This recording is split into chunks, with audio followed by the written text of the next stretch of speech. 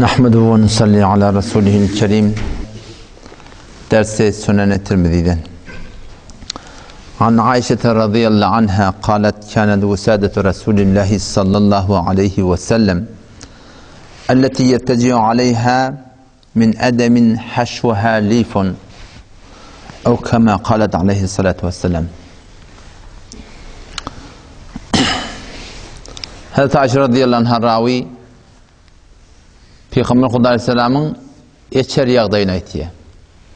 Eçer yağdayında ne kadar nıgmat bağmıştık. Yedişer ne kadarmıştık. Nemedi yatarlamıştıkla, nemek yaplanırmıştıkla. Nimetleri ki şu an bizim aramızda var. Diyem mucak İran'ın şahatında varmıştık. İran'ın şahatını nerede penke vurttur. Ona şu bir yerde o yer vurtturdu kaptandan bir adam. Nerede şu formu ışık görüptür ola. Nerede şu formu lavurda aptıran oğut görüptür İran'ın şahatı. Yani şu an nimetleri ki bizde var. Diyem mucak geçen zamanların şahlarına var. Süleyman Aleyhisselam'ın bir kaliçesi varmıştık diye asmanına ki günlüğün bir vaktinde bir aylık yol. Yine bir vaktinde bir aylık yol gidermiştik diye. Allah Tebarek ve Teala'nın Hazreti Süleyman Aleyhisselam veren mucizesi. Kadim ayağılık ile gidilen mesafeden şu an tesavvür etsen, şu zamanın motori, maşini, neçe aylık yolu var akım, gitti yerler. Şu an Teheran'a gidecek otan o da neçe onu içmiştik. Ama 4-5 saatin sinir rahat, şunu barıp tıkılayanlar. Diyden ulukan nıgmatlar Allah Tebarek ve Teala zamanına bize teyarlağırı. Hazreti Ayşe radıyallahu anh heptada Peygamber Aleyhisselam köpçeğine ediptir. Bizim köpçeklerin nezire ebirden, yetenden, vaktat ondaşını yiyip, arasalap, Peygamber'in köpçeği ne yaparım? Kânet vesadete Resulillahi sallallahu aleyhi ve sellem elleti yetteci'u aleyha köpçeği ki şuna yaplanırmıştı. O bir rivayette yok, düşeği. Şol daşı kayış içine de bilmiyorum hurman görenlersin ya gören ne dersiniz? Hurman emmanına bir tane çolosuk bırdap oluyor. Şu çolosuğu life hurma diyerler. Şondan marakın çolosuğunu alıp şun içini doldırıp durlar diye. Köpçeği şoparım daşı kayış içinde de hemen şol hurman dağıtlarından tıkıp durlar. Ya düşeği şu tuğlatında kayış içine de hemen tıkıp durlar yani hurman şunun yani daşındaki çolundan tıkıp durlar diye. Ona kadar katı olmaz o. Sonra kellen koyacak kadar. Avadan şol hamın itini biz zıdacak ki. Koyunun kıv olsa, geçiyin kıv olsa, bu da manna şona da bir itva deyip var akım, şonuna kendi takat edilenek. Ama Peygamberimiz şeyle bir dadır yatıp duruptur. Sonra bir gün Peygamber Aleyhisselam Hazreti Ayşe radıyallahu anh ayetiye ki debehu şaten bir tane koyun öldürüptürler. O Peygamber Aleyhisselam şey öyle işi yalak taş teorine öyle işinden de kendirak verirmiştik. O zaman bunu bölük edip tamam taş teorine Peygamber paylaptır. O da Peygamber şuna soraptır. Ki şöyle me bakiye minha ne miqdar koyundan kaldı? Tokuldan ne miqdar kaldı? Öldüren koyunumuzdan ne miqdar kaldı? Bir başarı radıyallahu anh diye şöyle fakat bir kol kalıqlı deyiptir. Peygamber ayette diye himmeti kalıqlı kollan maşad etti. Belirli neticeli diye. Yani ne mi kaldı? Kalan bir kol deyiptir da. Peygamber böyle de deyiptir. Kalan şu Hudayın yolunu berilin, şu bir de kalıqlı, meğer şu kol kalıqlı deyiptir. Bunda Huday yolunu versen, bu da sen kıyametini alacak. İyisen, o iyendadın Allah'ın yoluna kuvvet taplaması, imeli o cüdegane gördün. Yani şuna edecek kolaya ki, sen Hudayın yolunu ne mi versen, şu sana kalıya. Kalılar ne mi olacak? Ya da şunu ipta olacak. Ya şuna mesela geyip de insan şunu yırtacak. Sonra bir başarı radıyallahu anh yine aydıptır ki, Kalet, İn kunna ali Muhammedin nemkutu şehren ma nestevkidu naren. Biz diye bir ay Muhammed sallallahu aleyhi ve sellemin hanımadatında bir ay geçerdi diye. Bir aylap ot yanmardı diye. Bir aylap ot yanına. Pişirer et yok. Pişirmeyen sana diyeyim bu zamanın çektirmesi yok. süzmesi yok, batırması yok, hiç zat yok. O ne mi böyle onunla? İn huve illel ma ve temr. İliyen da su bilen hurma, başka zat yok. Ha su içmeli, hurma bilen. Hurma yemeli, onda benden su içmeli. Ne kaptanlı çörek var, ne kaptanlı başka bir var, yağ var, ne kaptanlı peynir var, ne kaptanlı bir de morabba var, ne kaptanlı ağladan buna gidip kılınacak çörek götürmeklik var. Ne kaptanlı günörten ben elime çektirmek için koy demek var. Akşam palanı haret demek var, palanı hiç fırdat yok. Şicre bir daran direngde şolar oluptur. Yine Hazreti Ayşe radıyallahu anh ayetiye. Ana Ayşe radıyallahu anh'a kalet tuvaffiye Resulullah sallallahu aleyhi ve sellem ve indena şetrun min şairin. Peygamber dünyadan gitti. Dünyadan gidenden sonra bizim yanımızda bir bölük arpa kaldı diye. Fekalna minhum maşallah. Bütün şu arpadan doğru iyilik gördük diye. Arpadan iyilik gördük. Adam sonra bir gün niye kenirine çeksene şu ne miqdar dedim diye de. Şimdi çek deyiptir ne miqdar şuna. Doğru ipet yok öyle nak diye. Şu çek ne miqdar? Adam o da çekti diye iyi yanına çekeminden sonra tökönlü diye. Eğer şu halatını koyamadık onun kârıya giyirdik diye baytiye. Sahabelan başka birine şoförüm Muğiyet peşe diye ki şu önüne dağ tapmanı aşık olan vakti Allah Tebarek ve Teala Peygamberimizin malına, iyeriçlerine mucize bilen ona bereket verdi. Sahabelan kadar şoförüm keramet yüzünden bereket taptırdı. Sahabe geliyor, öyde de çok imanı. Adam şu degirmen şeyle aylanmanı durdu ya adam şey. Şu kadın el degirmen var.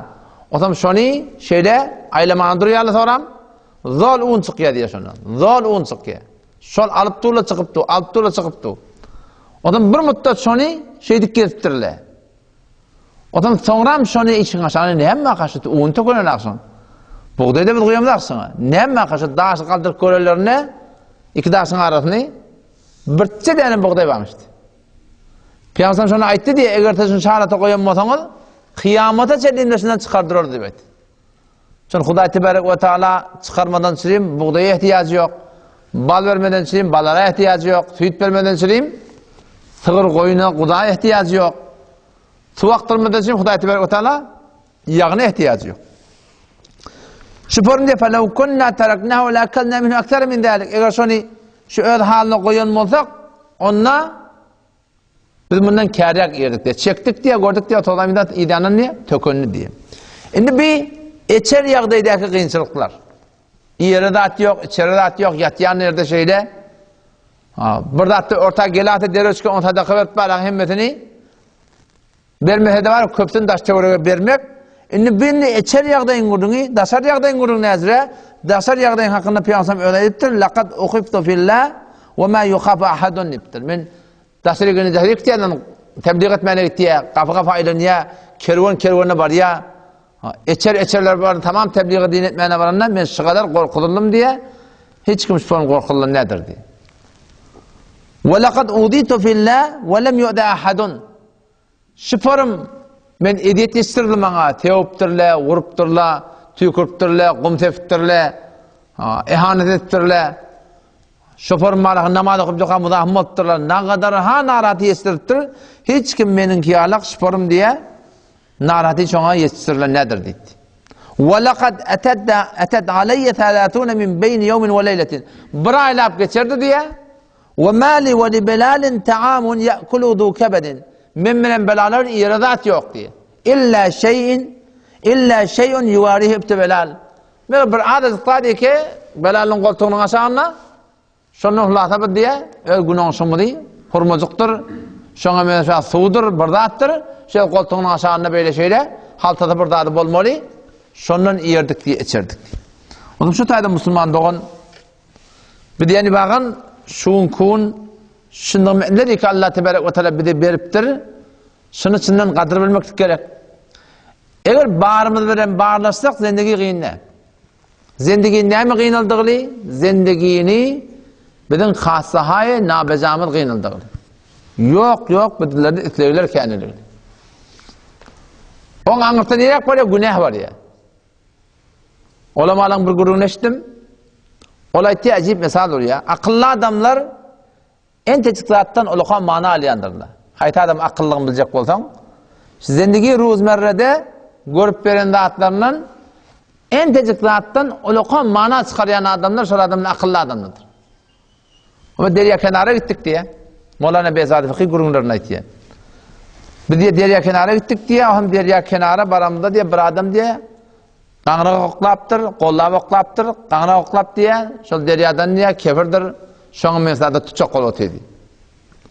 Hem nihayeten niye bir ulaqarrak kefir birda düşüpdi diye, birda diye zyňdy diye, daşary çykdy diye yan kefir zyň boty dedi, beýlek şöýlek, beýlek şöýlek.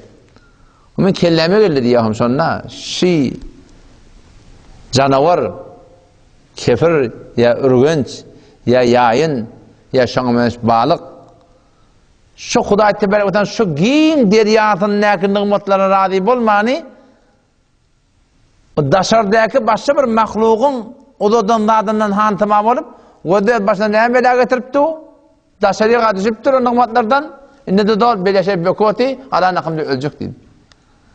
Bizim öýel musulmançylyk ýaşaýşymyzda şu şeýlede. Hudaý tebarek we taala halal beren nygmatlary, iýmeleri, içmeleri, geymeleri, lezzet almaları alem cehennem dolu.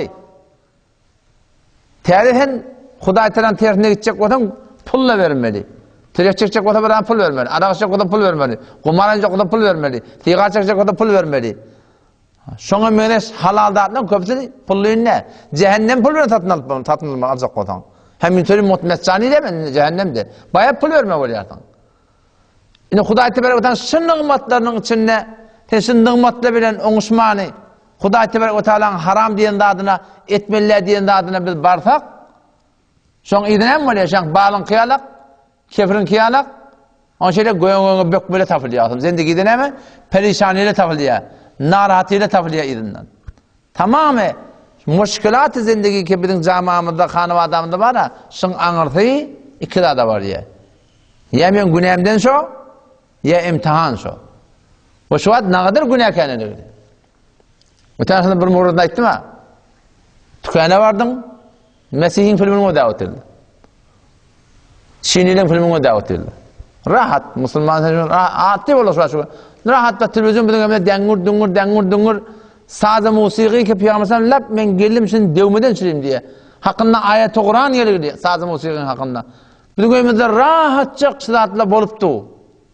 Öýte rahat desem. En garne namaz okuyat, arada tutuyat, sadaka da berýät, doga da etýät, ihtine satır mustaqim de diýät, emma Yahudiň filminde rahat gözleýät öýümizde. O men oňa dedim, musulman da Hudaý tebarek we taala Qur'any şerifdir. La tettakidul yahuda we nasara awliya. Yahudiler, Mesihler dost tutulman diýipdir Hudaý teala dedim. Sen bunu gödäp durdum, bunu dogurda. Yo men dost tutulmak kemen diýe. Men bu filmini gördüm. Men bağışlayan dost tutulmak tane ozu hanawada etdirim bunu dedim. Jozu hanawadaň sen. Şöyle çay içerler, şöyle har yerler. Şöyle yat yerler, şöyle tur yerler, şöyle lezzet alýarlar. Şondan günü geçenak. Atdi bolýar da şu günäle. La yettakidul mu'minunal kafirina awliya. Allah Taala imanly adamlar kafirler bilen dostluk etmesin diye. Bu gün şonda günümüz geçenak. Ne kadar ulaq günä kaçtı. Onu ben nemetleri ke zaýyna o gaptalna ne kadar näşkurluk eken, ýene Hudaý bize zat diýenak. Oňa şaňa musulmandan bakata Allahdan gorkmaly. İza ra'ayta Allah yu'til abda ala ma'asihi ma yuhibbuhu. Her wagtki Hudaý Taalanyň benneti bilen muamalasy formadan köçüp günä edip gelip ýene Hudaý şoňa beripdi. Şu Hudaýyň töýdügi diýdi. Fe innahu istidrajun. Allah'nyň mekirşi diýipdir. Hudaý berip töýüp berenak. Beripdi ta günämiz köbesin, liyazdadu isma ta günämiz köbesin. Ondan sonra barahim birden Hudaý Teala tutjak musulmandan. Otam şu daýdym hanawada şu zatları gurrun etmeli, öyle tälim etmeli. Şu günäler zindegiden çıkarmaly, şu taat etmeklik bu bir kıyınlatda. Asli Hudaý Taala ýakynlamaklyk, Hudaýa çyn bendelik näme bilen günäden gasmaly. Peygamber şoňa hakynda hadisinde gelýärdi. Näme diýe? Eger alfazy ýadyma düşse ki inki abedlerine bende. İttakil maharim tekun abadan nas. Allah'ın etmediğin zatlardan kaç. Aňyr baş Allah'ın aýtýan bennete bolarsyň diýe. Sen çyn hakiki benne boljak bolsaň ittakil maharim. Şu etmediğin zatlardan kaçmaly. Şu mutasifany bizim zindegimizde beterken bir şey endaza boluly. Allah tebarek ve teala tawfik bersin. Vesselamu aleyküm ve rahmetullahi.